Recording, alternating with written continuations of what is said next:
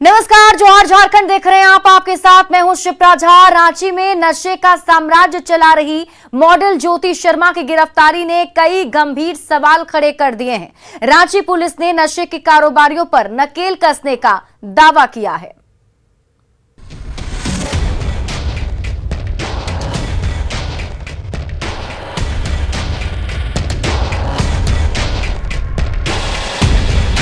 सुखदेव नगर की ज्योति शर्मा कभी मॉडलिंग की दुनिया का जाना पहचाना नाम थी।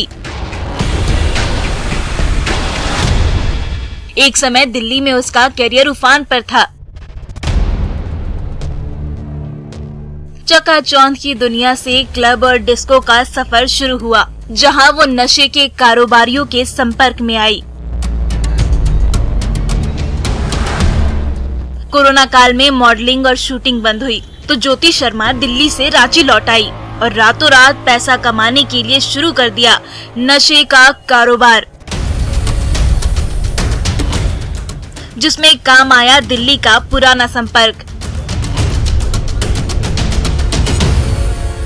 पर नशे के धंधे ने उसे सलाखों के पीछे पहुंचा दिया। पर जैसे ही छूटी,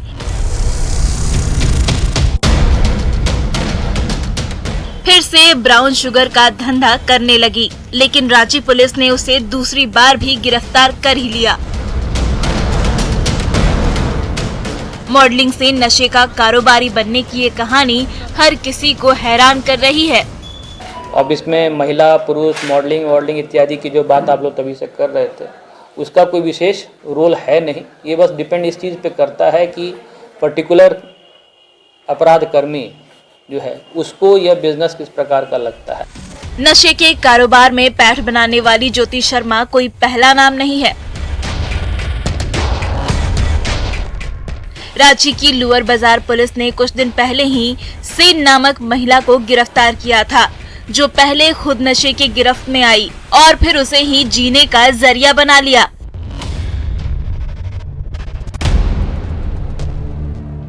वो स्कूटी से स्कूल और कॉलेज के आसपास घूमती रहती थी और वहां पढ़ने वाले छात्रों के बीच ब्राउन शुगर की पुड़िया सप्लाई किया करती थी। नशे के उसी कारोबार पर लगाम लगाने के लिए रांची पुलिस ने कमर कस ली है। आपने देखा भी है कि कार्रवाई हुई है और इसको हम एक मुहिम के रूप में लेंगे और जो भी इस तरीके की आसूचना मिल रही है, जो भी इस प्रकार के पान दुकान या जो भी जिन भी दुकानों से या किसी घर से अगर इस प्रकार का सेल किया जा रहा है तो हम लोग उसके ऊपर कार्रवाई करेंगे। रांची पुलिस ने तो नशे के धंधे पर रोक लगाने का मिशन शुरू कर दिया है, पर ये पहल तभी कामयाब होगी जब समाज और अभिभावक भी रांची पुलिस का सहयोग करने के लिए आगे आएंगे। ओम प्रकाश, न्यूज़ 18, रांची। बोकारो के चास मुफस्सिल पुलिस अंचल कार्यालय के मुंशी विकास कुमार को 25,000 रुपए रिश्वत लेते धनबाद एसीबी ने रंगे हाथ गिरफ्तार कर लिया। पिंडरा जोरा निवासी मोतीलाल रजवार से चास के पुलिस इंस्पेक्टर सुजीत कुमार ने एक केस के सिलसिले में घूस मांगी थी। मोतीलाल ने इसकी शिकायत एसीबी से की। जांच पड़ताल में मामला सही निकला तो एसीबी ने जाल बिछाया और आरोपी मुंशी को धर दबोचा। एसीबी रिश्वतखोर मुंशी को धनबाद ले गई। किनसे पैसा लेने के? ठीक से बोलिए। अच्छा, कितना? 25,000 रुपया। आपको कहाँ से पकड़ा गया है? अच्छा, 25,000 मतलब किस चीज के लिए पैसा लेने बोले थे? उनके मुंशी द्वारा मोतीलाल रजवार आवेदक हैं, उनसे रिश्वत मांगी जा रही थी। इस संदर्भ में सत्यापन कराकर आज उन्हें रिश्वत लेते हुए रंगे हाथ 25,000 रुपए उन्हीं के कार्यालय से गिरफ्तार किया गया। झारखंड के मंत्री जगन्नाथ महतो और उनके पीए से लेकर कई आईएएस और आईपीएस अब ईडी की जांच की जद में आ गए हैं। जाहिर है इस पर सियासत भी तेज हो गई है। बढ़ने लगा झारखंड में ईडी की जांच का दायरा।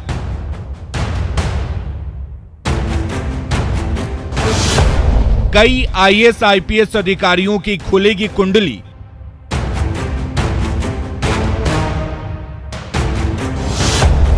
मंत्री और उनके पीए के कर्मों का भी खुलेगा पिटारा।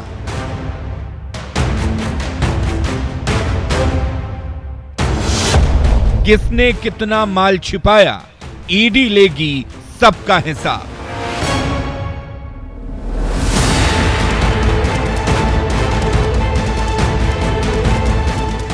झारखंड में ईडी ने हेराफेरी से जुड़े मामले में जांच का दायरा बढ़ा दिया है।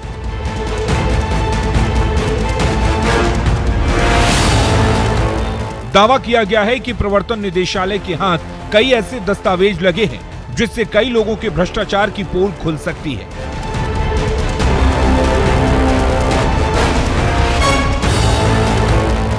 ऐसे में कई आईएएस, आईपीएस और मंत्री की मुसीबतें बढ़ने वाली हैं। इन पर खनन माफिया से सांठ-गांठ के आरोप लगे हैं। अवैध खनन के खेल में कई पुलिस अधिकारी शामिल हैं। ईडी ने इसको लेकर रिपोर्ट मांगी है। झारखंड पुलिस मुख्यालय से इसको लेकर जानकारी मांगी गई है और प्राथमिकी, चार्जशीट या कांड से जुड़ी जानकारी साझा करने को कहा है। इसमें गिरिडीह एसपी अमित रेणु का पद पर दुरुपयोग कर अवैध संपत्ति अर्जित करने का आरोप लगा है। पुलिस अधिकारी विनय राम, परमेश्वर लियांगी पर भी आरोप लगे हैं, जिन पर पीएमएलए के तहत कार्रवाई हो सकती है। ईडी की ओर से अवैध खनन में शामिल लोगों के बारे में पुलिस मुख्यालय से मांगी गई जानकारी के बाद अधिकारियों में खलबली मची है।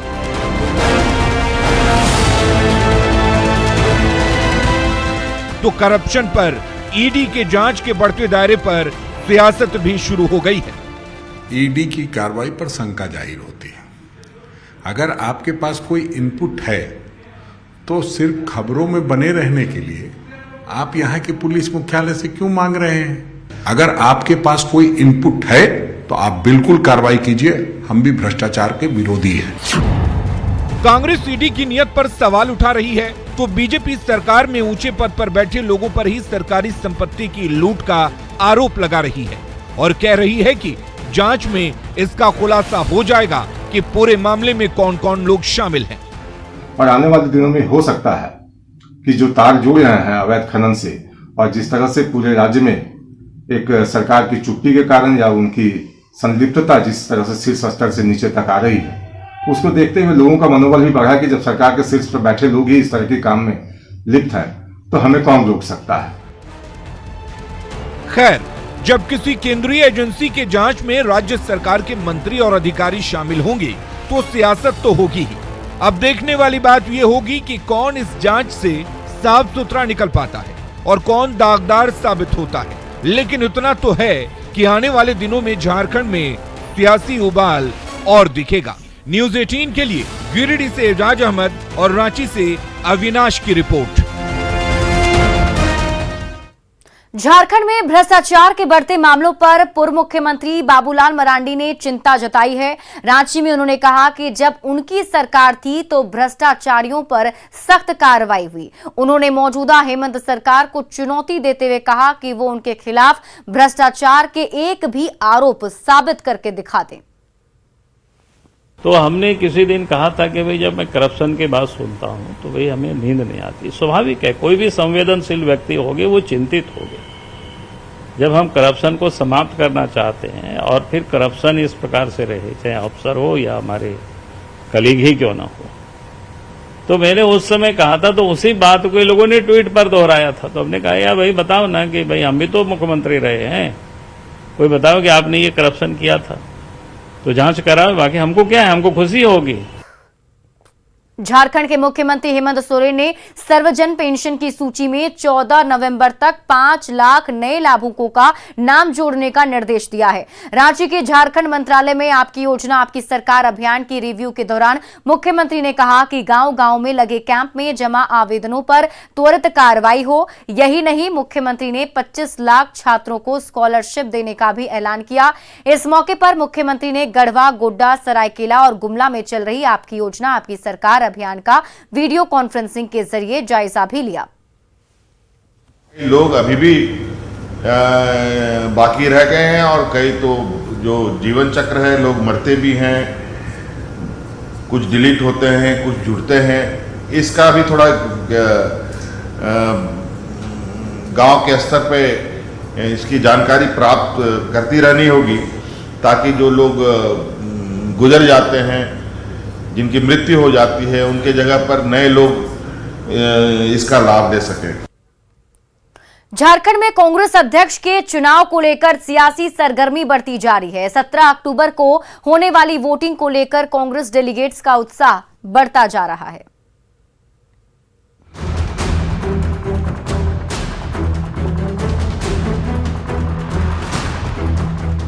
कांग्रेस अध्यक्ष के चुनाव की बिसात झारखंड में भी सजने लगी है। मैदान में आमने सामने हैं मल्लिकार्जुन खड़गे और शशि थरूर। कहने को ये भले ही फ्रेंडली चुनाव हो, पर जीत उसी की होगी जिसके पास सबसे ज्यादा कांग्रेस डेलीगेट्स का समर्थन हो। यही वजह है कि दोनों उम्मीदवारों की निगाहें एक एक वोट पर टिकी हुई है। ऐसे में झारखंड के 319 कांग्रेस डेलीगेट्स की भूमिका अहम हो गई है। दोनों उम्मीदवारों के समर्थकों ने वोटों के जुगाड़ में दिन रात एक कर दिया है। मैं भी एक डेलीगेट हूँ और प्रस्तावक हूँ डॉक्टर शशि थरूर जी का।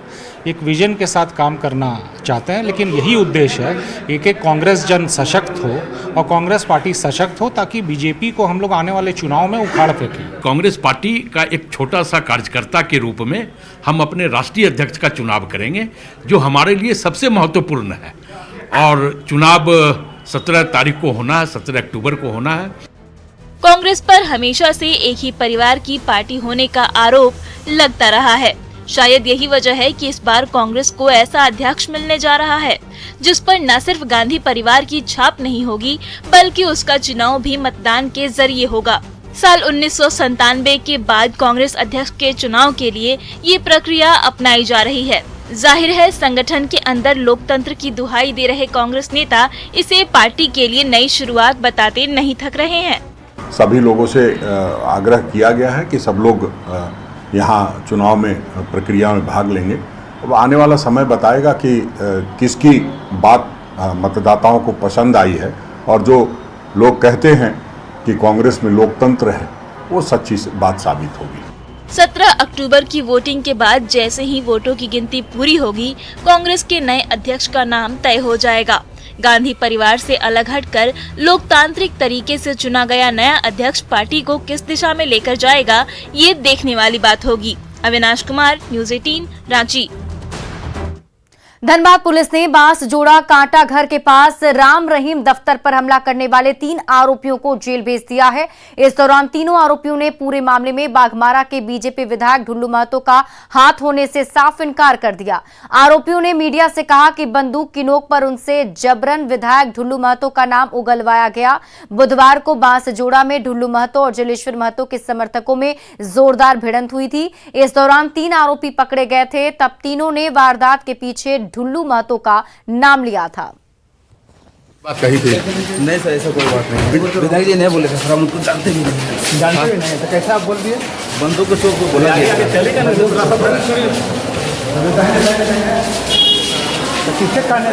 किसके कहने पे ये हुआ? लोग 10-20 आदमी था सर, बंदूक रखा हुआ था, मार के हाथ तोड़ दिया। बोला कि फलना का नाम ले लिया हम लोग ने। लेकिन जब हम थाना में पूछे तो बोल रहा था ये इतना मार रहा था हमको, कनपट्टी पर बंदूक रख के बोल रहा था, जैसे जैसे हम बोल रहे वैसे वैसे बोलो। तो ये उसी तरह बोला। नहीं पुलिस नहीं तो? वो जो दूसरा पार्टी से झगड़ा हुआ। धनबाद के अंबे आउटसोर्सिंग में बकाया वेतन और नौकरी की मांग को लेकर अख्तर हवारी नामक मजदूर ने आत्मदाह की कोशिश की। सुरक्षा बलों के सामने ही उसने अपने शरीर पर केरोसिन तेल उड़ेल दिया। जैसे ही आग लगाने की कोशिश की, जवानों ने उसे पकड़ लिया। अख्तर की पत्नी का आरोप है कि कंपनी ने उनके पति को काम पर बैठा दिया है और बकाया वेतन भी नहीं दे रही है।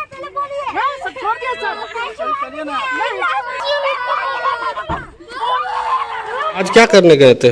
आग लगाने गए थे केरोसिन तेल में। काहे? मर जाना बेहतर नहीं है। तो कंपनी वाला पैसा नहीं दे रहा है क्या? जी नहीं, काम भी नहीं दिए, पैसा भी नहीं। तो उसके लिए मर जाइएगा? उसके लिए मर नहीं पसंद है, कंपनी वाला का तो मर जाना ही पसंद है। नौकरी तो दिला नहीं सक रहे हैं। एगो आत्मदाह कीजिएगा तो कानूनी अपराध, जेल भी भेज देगा पुलिस। जेल चलने भी जरूरी है।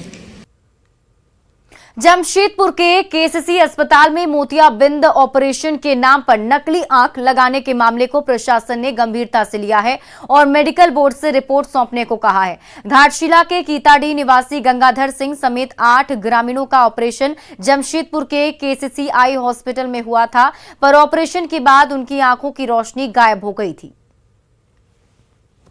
वहाँ से लौट के जब आया उस टाइम हमको फोन किया, फोन करके बोला तो तुम लोग आओ, तुम्हारा पिताजी को लेके जाओ। तो हम लेके गया घर।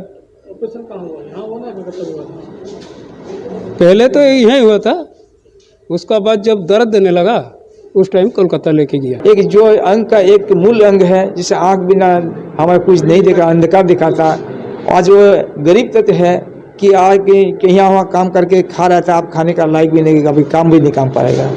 इसीलिए ये जिम्मेवारी प्रशासन के लिए, ऐसी लोग क्यों ऐसा कराता है जो सक्सेसफुल नहीं करता होता है। ये तो सिर्फ वर्बली बोल रहे हैं, हमको कोई पेपर प्रोड्यूस नहीं किया, मांग रहे हैं इनसे कोई पेपर।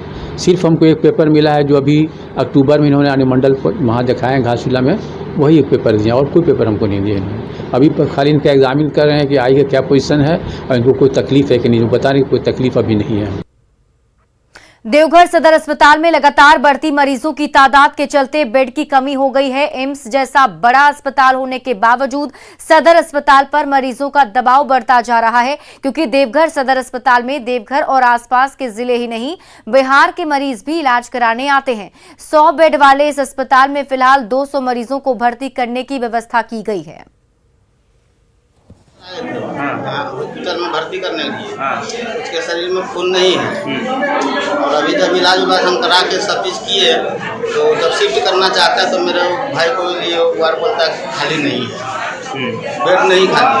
अस्पताल में बेड सीमित है और यहाँ मरीज की संख्या काफ़ी ज़्यादा आती है। हमारे जो पड़ोसी राज्य है बिहार, जिसमें बांका जिला है, जमुई जिला से वहाँ के भी मरीज यहाँ आते हैं, तो बेड सीमित रहने के कारण किसी को बेड नहीं मिल पाता है। तो इलाज तो करना है, उसको तो भगा नहीं सकते हैं हम, तो उसको जहाँ जगह मिलता है नीचे ही भले बेड रख करके हम उसको इलाज करते हैं।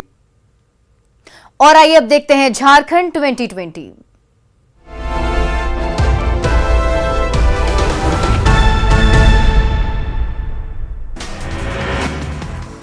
लोहरदगा के पावरगंज चौक पर फूंका गया सीएम हेमंत सोरेन का पुतला। नगर निकाय चुनाव में ओबीसी को आरक्षण नहीं देने का विरोध।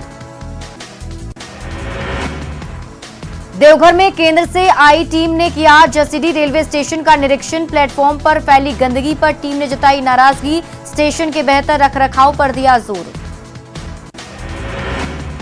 पाकुड़ में खदान में नहाने गया युवक लापता, परिजनों ने जताई डूबने की आशंका। थाने के साथ परिजनों की ओर से भी खोजबीन जारी। बोकारो की बालीडीह पुलिस ने झाड़ियों में छिपाकर रखा गया 30 टन अवैध कोयला किया बरामद। अवैध कोयला कारोबारी कलीम राजा को भी किया गिरफ्तार। गिरिडीह में कई जगहों पर उत्पाद विभाग की छापेमारी। 4000 किलोग्राम से अधिक जावा महुआ को किया गया नष्ट। सैकड़ों किलो महुआ शराब बरामद। गोड्डा में 2 बाइक की आमने सामने की टक्कर, हादसे में 2 लोग जख्मी। महागामा के केंचुआ चौक के पास की घटना। रामगढ़ में दुलमी प्रखंड के केंजिया घाटी में पलटा मुर्गी दाना लदा ट्रक, ड्राइवर और खलासी जख्मी। इलाज के लिए घायलों को रजरप्पा पुलिस ने भेजा अस्पताल। गुमला में अपराध की योजना बनाते अपराधी को किया गया गिरफ्तार। तलाशी के दौरान हथियार और कारतूस भी जब्त। क्राइम रिकॉर्ड खंगाल रही पुलिस। जामताड़ा में बिहार के शेखपुरा से सफेद पत्थर लेकर आ रहे 3 ट्रक जब्त। खनन पदाधिकारी ने टाउन थाना को सौंपा। बिहार से पश्चिम बंगाल की ओर जा रहा था ट्रक। पूर्वी सिंहभूम में पोटका के तिलाईडीह गांव में ठनके की चपेट में आने से 5 लोग झुलसे। इलाज के दौरान 2 लोगों ने तोड़ा दम। तेज बारिश के दौरान पेड़ के नीचे खड़े थे सभी।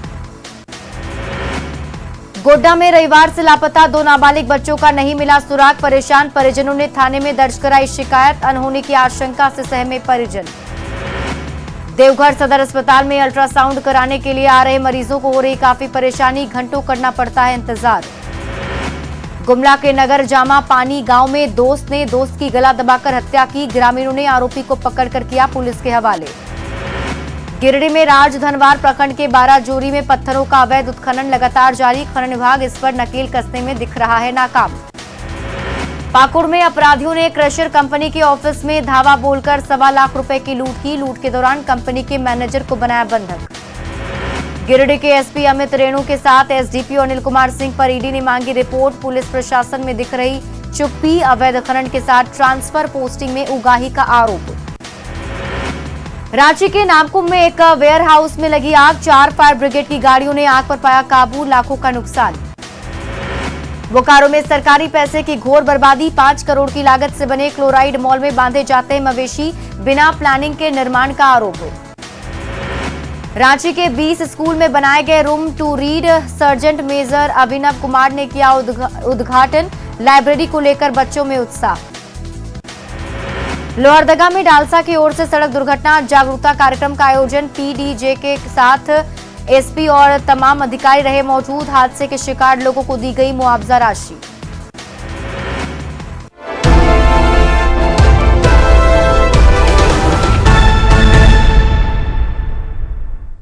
और फिलहाल इस बुलेटिन में अभी के लिए बस इतना ही। आप देखते रहिए न्यूज़ 18 बिहार झारखंड।